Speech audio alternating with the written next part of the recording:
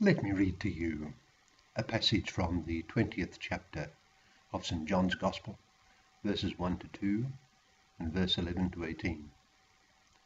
It's the Gospel for the Feast of St. Mary Magdalene on July the 22nd. St. John writes, "Now on the first day of the week, Mary Magdalene came to the tomb early, while it was still dark, and saw that the stone had been taken away from the tomb. So she ran and went to Simon Peter and the other disciple, the one whom Jesus loved, and said to them, 'They have taken the Lord out of the tomb, and we do not know where they have laid him.' But Mary stood weeping outside the tomb. And as she wept, she stooped to look into the tomb. And she saw two angels in white, sitting where the body of Jesus had lain, one at the head and one at the feet. They said to her, 'Woman, why are you weeping?' She said to them, 'Because they have taken away my Lord, and I do not know where they have laid him.' Saying this, she turned round and saw Jesus standing, but she did not know that it was Jesus. Jesus said to her, 'Woman, why are you weeping? Whom do you seek?' Supposing him to be the gardener, she said to him, 'Sir, if you have carried him away, tell me where you have laid him, and I will take him away.' Jesus said to her, 'Mary.' She turned and said to him in Hebrew, 'Rabboni,' which means teacher. Jesus said to her, 'Do not hold me, for I have not yet ascended to the Father, but go to my brethren and say to them, I am ascending to my Father and to your Father, to my God and to your God.' Mary Magdalene went and said to the disciples, 'I have seen the Lord,' and she told them that he had said these things to her." That's from John chapter 20, verse 1 to 2 and verse 11 to 18, for the Feast of St. Mary Magdalene on July the 22nd. We think of Mary Magdalene. Let us begin with a few gospel facts. St. Luke tells us that Jesus travelled about from one town and village to another. The 12 were with him, and also some women who had been cured of evil spirits and diseases. Mary, called Magdalene, from whom 7 demons had come out, and Joanna, the wife of Chuza, Herod's steward, and Susanna, and many others, who provided for them out of their means. That's from Luke chapter 8, verse 1 to 3. We notice that Mary Magdalene is mentioned first in this list of women. During the Passion, Matthew 27, chapter 27, verse 56, names 3 women in sequence: Mary Magdalene, and Mary the mother of James and Joseph, and the mother of Zebedee's children. Mark lists a group of women 3 times, chapter 15, verse 40 and 47, and chapter 16, verse 1. And each time, Mary Magdalene's name appears first.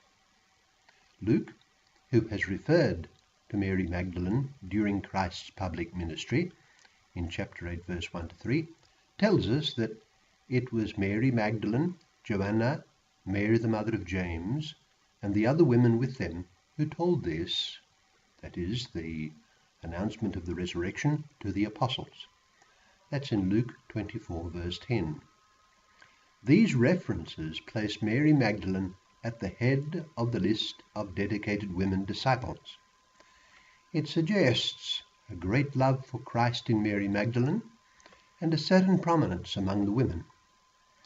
It is to be noticed that with the single exception in the Gospel of Luke, chapter 8, verse 1 to 3, there is no mention of Mary Magdalene in the Gospels before the crucifixion.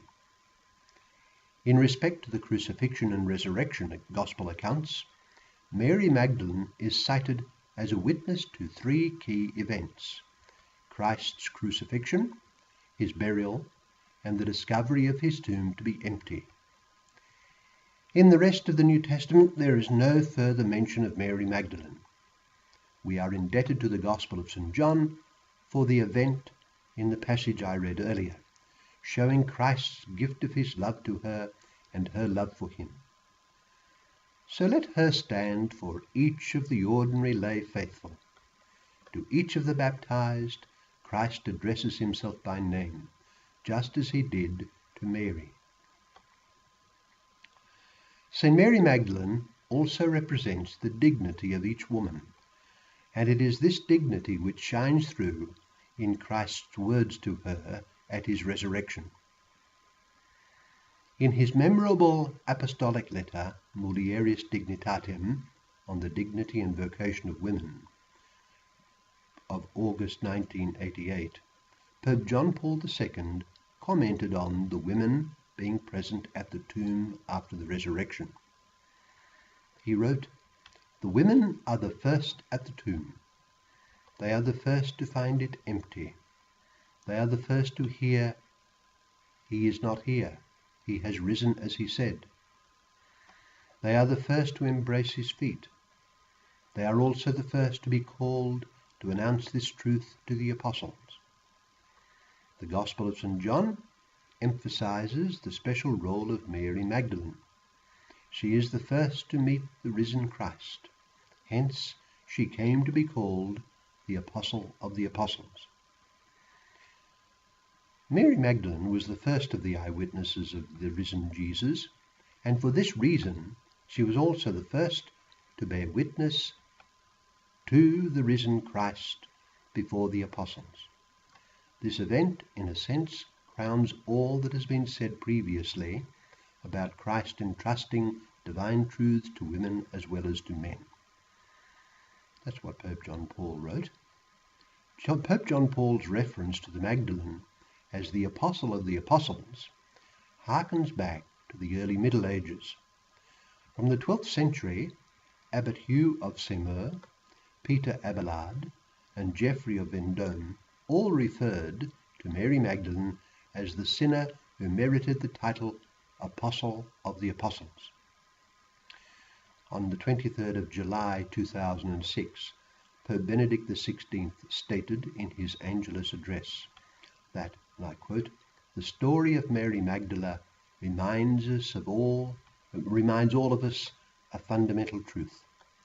A disciple of Christ is one who, in the experience of human weakness, has had the humility to ask for his help, has been healed by him, and has set out following closely after him, becoming a witness of the power of his merciful love that is stronger than sin and death." Mary of Magdala disappears from firm history after the resurrection, although her fame is illustrated in many traditions and legends.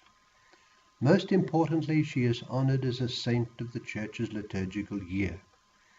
She was not a priest nor an apostle, like one of the 12 or like Paul, but she was favored by Christ with his personal friendship and with a great share in his divine life.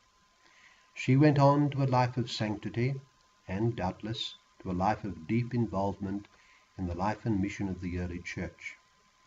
Let her be an example to every member of Christ's faithful, called as all are to holiness and to a share in Christ's mission of making disciples of all the nations.